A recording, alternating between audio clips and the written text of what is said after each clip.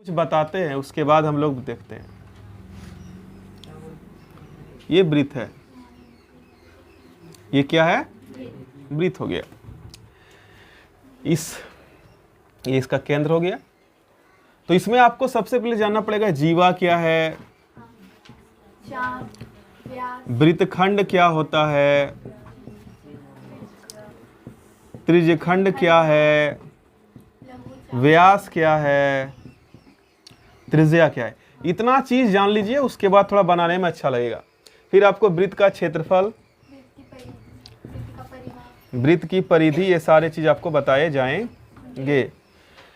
तो जीवा सबसे पहले चलते हैं। वृत्त पर किन्हीं दो बिंदु को मिला दीजिए, एक बिंदु यहाँ है, एक बिंदु यहाँ है। इन दोनों को जो हम मिला दिए, ये हो गया वृत्त की जीवा। यानी वृत्त पर किन्हीं दो बिंदुओं को अगर हम मिलाते हैं तो जो रेखाखंड होता है उसे क्या कहते हैं, वृत्त की जीवा कहते हैं। जैसे मान लीजिए यहाँ भी एक हम रेखाखंड खींच सकते हैं MN, तो ये भी क्या हो गई, वृत्त की जीवा हो गई। अब आ गया वृत्तखंड, क्या आ गया, तो वृत्तखंड जो होता है ना, एक जीवा और ये जो चाप दिख रहा है ना, इसका भाग होता है। यानी ये जो है ना, ये वृत्तखंड हो गया। देखिए ये जो क्या हो गया, ये वृत्तखंड हो गया। और वृत्तखंड का निर्माण एक जीवा और चाप से हुआ है। किससे हुआ है, एक जीवा और चाप से। तो सबसे पहले होता है कि सबका डिफिनेशन भी हम थोड़ा बताते चलते हैं।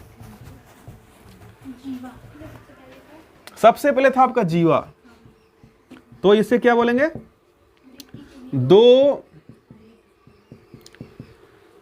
बिंदुओं को मिलाने से बनने वाली रेखाखंड को जीवा कहते हैं। क्या कहते हैं, जो दो बिंदुओं को मिलाने से बनती है। लेकिन वृत्त पर, कहां पर, वृत्त पर दो बिंदुओं को मिलाने से जो रेखाखंड बनती है उसे क्या कहते हैं, जीवा। और ये जीवा आपका है। अब हम लोग चलेंगे वृत्तखंड की तरफ। वृत्तखंड क्या होता है, एक जीवा और संगत चाप। क्या होता है, एक जीवा और संगत चाप वाला भाग। एक जीवा और संगत चाप वाला जो भाग हो गया उसे हम लोग बोलेंगे जीवा। ठीक है, इसे आप नोट कर लें। अब हम लोग त्रिज्यखंड की तरफ चलते हैं। किसकी तरफ चलते हैं, त्रिज्यखंड। त्रिज्यखंड जो होता है उसे, वो क्या होता है पता है, दो त्रिज्या और संगत चाप होगा। देखो, दो त्रिज्या और एक संगत चाप को हमें क्या कहेंगे, त्रिज्यखंड। दो त्रिज्या और एक संगत चाप वाले भाग को क्या कहा जाएगा, त्रिज्यखंड। अब आगे बढ़ते हैं। व्यास जो है ना, वृत्त की सबसे बड़ी जीवा हो गई।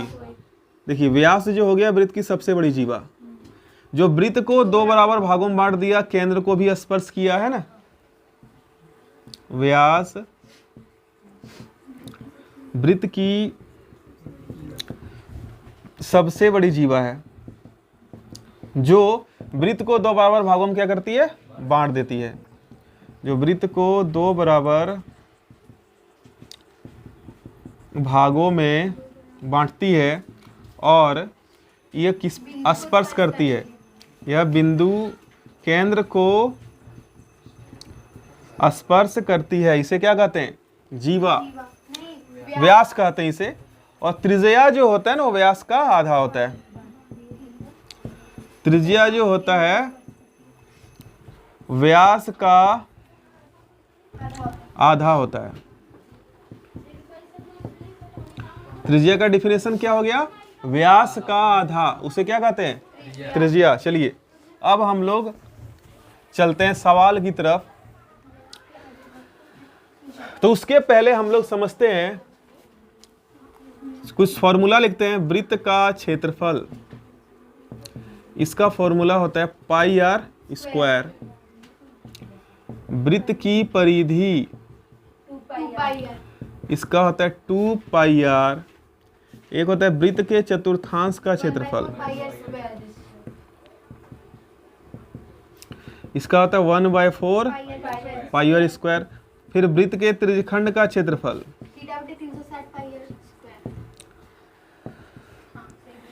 इसका होता है θ/360 पाई आर स्क्वायर। तो इतना चीज़ हम लोग आज अध्ययन करने वाले हैं, इससे ज़्यादा भी अध्ययन कर सकते हैं। और चतुर्थांश जो होता है ना, वो वृत्त का, इसको हम 4 बराबर भागों में बांट देते हैं। ठीक है, इसको हम भाग दिए कितने भाग में? 4 भाग में। तो एक भाग जो हो गया ना, वो हो गया चतुर्थांश। ये इसको क्या बोलेंगे? चतुर्थांश बोलेंगे। चलिए तो आगे बढ़ते हैं और देखते हैं। सबसे पहले हम लोग निकालने सीखते हैं क्षेत्रफल। तो देखो क्षेत्रफल पहले क्या होता है ये समझ लीजिए। ये जो होता है ना, ये देखिए, ये सारा जो होता है ना, ये क्षेत्रफल है। ये इतना भाग टोटल, ये क्या है? क्षेत्रफल है। ये टोटल क्षेत्रफल निकलेगा, ये वाला इतना हम लगाइए, सारा क्षेत्रफल है। तो मान लीजिए कि वृत्त की त्रिज्या दी हुई है 7। कितनी दी हुई है? एक वृत्त की त्रिज्या है 7 मीटर। कितना? तो क्षेत्रफल निकालें। तो वृत्त का क्षेत्रफल क्या होता है? पाई आर। पाई का मान 2/7, आर कितना दिया? 7। स्क्वायर का मतलब 2 बार लिखेंगे, 7 × 7 काट दीजिए, 154 मीटर स्क्वायर आपका क्या आ गया? आंसर। यानी ये जो वृत्ताकार जो खेत है 154 मीटर स्क्वायर में फैला हुआ है। कितना मीटर स्क्वायर में फैला हुआ है? 154 मीटर स्क्वायर फैला हुआ है। उसी तरह दूसरा क्वेश्चन लेंगे, इसी को हम काट के कर देते हैं 14। तो कैसे निकलेगा? वृत्त का क्षेत्रफल बराबर पाई आर स्क्वायर 2/7, यहाँ 14 2 बार लिखेंगे, 616 मीटर स्क्वायर। यानी ये जो है अब 616 मीटर स्क्वायर में फैला हुआ है। 616 मीटर स्क्वायर इसका अब हो गया। तो इस प्रकार आप वृत्त का क्षेत्रफल निकाल सकते हैं, कोई दिक्कत नहीं है। अब वृत्त का क्षेत्रफल से हम लोग आर निकालेंगे। क्या निकालेंगे? आर। यहाँ दिया रहेगा एक वृत्त का क्षेत्रफल 154 मीटर स्क्वायर है। कितना है? तो वृत्त की त्रिज्या कितनी होगी? तो ऐसे निकालिए आप, लिखिए वृत्त का क्षेत्रफल बराबर कितना दिया हुआ? 154 मीटर स्क्वायर। यहां पर लिखना है आपको पाई आर स्क्वायर, गप नहीं, बराबर 154। पाई का मान 22/7 इंटू आर स्क्वायर बराबर 100। तो आर स्क्वायर बराबर क्या होगा? इधर उल्टा हो जाएगा, 154 यहाँ 22/7 है, तो यहाँ हो जाएगा 7/, ये 7 बार में कट गया। आर स्क्वायर बराबर 49, तो आर बराबर हो जाएगा 49 पर रूट। तो कितना हो जाएगा? 7। 7 को 7 से गुना कीजिएगा, कितना आ जाएगा? तो क्षेत्रफल से इस प्रकार आप क्या ज्ञात कर सकते हैं? त्रिज्या ज्ञात कर सकते हैं। ठीक है,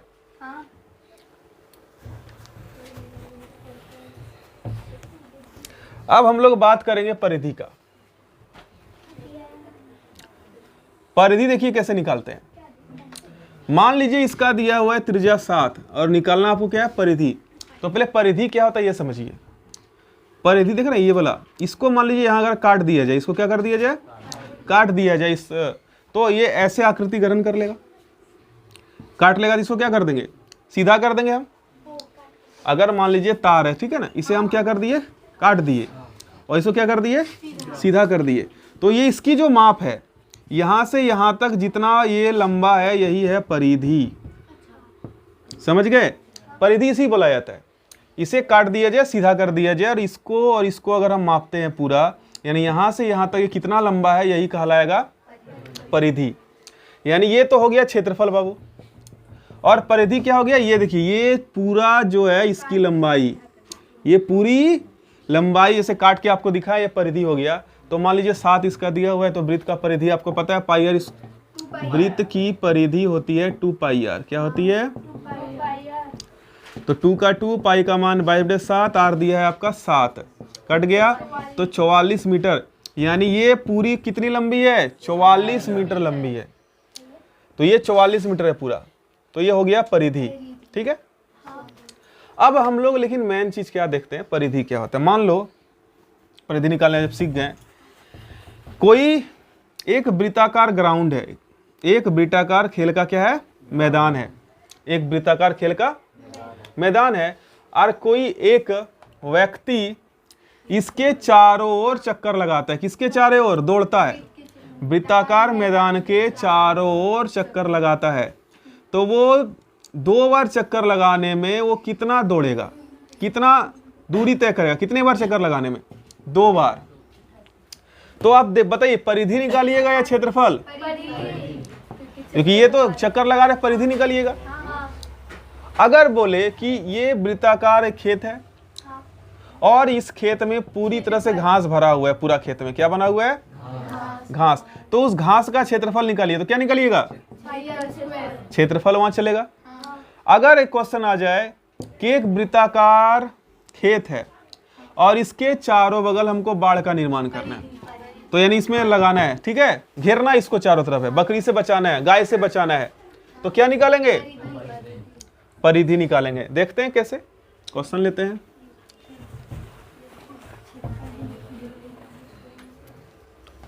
एक वृत्ताकार खेत की त्रिज्या 14 मीटर है। कितना मीटर है, एक व्यक्ति इसके चारों ओर 4 चक्कर लगाता है। कितने चक्कर लगाता है, तो 4 चक्कर में वह कितनी दूरी तय करेगा। तो आपको पता है कि चक्कर अगर वो लगा रहा है तो परिधि निकालना है, तो डायरेक्ट आंसर ज्ञात करते हैं। तो यहां लिखते हैं 4 चक्कर में व्यक्ति द्वारा तय की गई दूरी बराबर 4 गुने 2 पाई आर, क्योंकि 2 पाई आर एक चक्कर में हो गया, 4 गुना 2 पाई का मान 22/7, आर दिया 14, 7 दूनी 22 दूनी 44 दूनी 88, 4 गुने 8 चौक 32, 8 चौक 32 और 3 मीटर, कितना 352 मीटर वो चला। कितना मीटर चला वो, 352 मीटर। समझ गए, आगे देखिए, ध्यान दीजिए दूसरे प्रश्न की तरफ।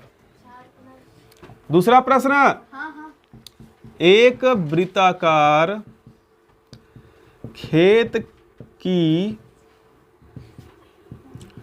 त्रिज्या 7 मीटर है। कितना मीटर है, 7 मीटर। तो इसके चारों ओर, किसके, इसके चारों ओर 20 रुपए मीटर की दर से, किसकी दर से, 20 रुपए मीटर की दर से घेराव लगाने का खर्च ज्ञात करें। क्या लगाने का, तो देखो चारों तरफ अगर घेरा लगाएंगे तो क्या निकालेंगे हम लोग, 2 पाई आर। कितना रुपए बोल रहे हैं, 20 रुपए।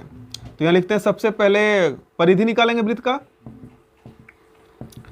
तो वृत्त की परिधि क्या हो जाएगी, 2 पाई आर, 2 का 2 पाई का मान 7, आर आपका आ गया 7, कितना आ गया 44 मीटर। पर 1 मीटर का दाम कितना दिया है, 20 रुपया। चूंकि 1 मीटर का दाम कितना है 20, तो 44 मीटर आया, तो 44 गुना 20 कितना आ गया, 0 4 दूनी 16, 880 रुपए आप दीजिए, वो आपका काम करके चला जाएगा 880 रुपए में। आगे देखिए, तो आप समझ गए कि अगर चारों तरफ दौड़ेगा तो क्या निकालना है, और अगर घास उस खाएगा तो क्या निकालना है। आगे देखिए, अब हम लोग चलते हैं अर्धवृत्त की तरफ। किसकी तरफ, अर्धवृत्त जो होता है ना, इसका पहले हम लोग क्षेत्रफल निकालते हैं। इसकी त्रिज्या दी हुई है 7, कितनी दी हुई है, 7। ये अर्धवृत्त है और इसका त्रिज्या दिया हुआ है 7। तो अर्धवृत्त का क्षेत्रफल होता है 1/2 पाई आर स्क्वायर। पाई का मान 7, आर दिया हुआ है 7 इंटू 7 खत्म, कितना आंसर आ गया, 77 मीटर स्क्वायर आ गया। कोई दिक्कत, लेकिन अगर यही अर्धवृत्त की परिधि की बात कर दे तो थोड़ा प्रॉब्लम हो जाएगा। क्या निकालना है? अर्धवृत्त की परिधि। अर्धवृत्त की परिधि बोलो या तो परिमाप बोलो। तो देखो अर्धवृत्त की परिधि जो निकाला, आपको पता है परिधि यहां से यहां तक हो जाएगा, यहां से यहां तक, लेकिन ये भी जुड़ना है ना, ये भी लेना है। तो पहले हो जाएगा पाई आर प्लस ये पूरा हो जाएगा 2r। अब ये पाई आर कहां से आया? ये 2πr/2 कर दिया आधा। निकालिए, पाई का मान 22/7, आर आपका दिया है 7 प्लस 2r दिया है 7, 7 7 खत्म, 22, 7 दूनी 14, कितना आ गया? 36। यानी इसका अर्धवृत्त का परिमाप कितना आ गया? 36 आ गया। कभी कभी एग्जाम में अर्धवृत्त का परिमाप दिया रहता है, आपको आर निकालना है। क्या दिया रहता है? एक क्वेश्चन देख लेते हैं। एक अर्धवृत्त का परिमाप 36 मीटर है। कितना मीटर है? तो त्रिज्या निकालिए। क्या निकालिए? देखिए ऐसे ज्ञात कीजिएगा, अर्धवृत्त का परिमाप आप लिखिएगा पहले 36। क्या लिखिएगा? फॉर्मूला क्या होता है? पाई आर प्लस 2r बराबर कितना? 36। अब देखिए दोनों में आर आपको दिख रहा है ना, दोनों में आर दिख रहा है, तो आर को ले लीजिए कॉमन, यहाँ कर दीजिए पाई प्लस 2। देखिए आर दोनों में था, निकाल दिए बाहर, यहाँ पाई बचा, यहाँ क्या बचा? 2 बराबर 36। आर रखिए, पाई का मान क्या होता है? 22/7 प्लस 2 बराबर कितना? अब इसको सॉल्व कीजिए, 7 हो गया यहाँ पर, यहाँ 22 और 7 दूनी कितना हो जाएगा? 14। आर कितना आ जाएगा? 36 आएगा ना, 36/7 बराबर 36। तो आर बराबर क्या होगा? 36 यहाँ पर है, 36/7 है, उलट जाएगा यहाँ पर, 7/36, 36 36 खत्म, आर आ गया आपका 7 मीटर आंसर। तो कभी कभी इस तरह भी एग्जाम में प्रश्न रहते हैं, तो आप ऐसे निकाल सकते हैं, फॉर्मूला याद रख सकते हैं। इसको आप पाई आर प्लस डी भी कर सकते हैं। किस फॉर्मूले को?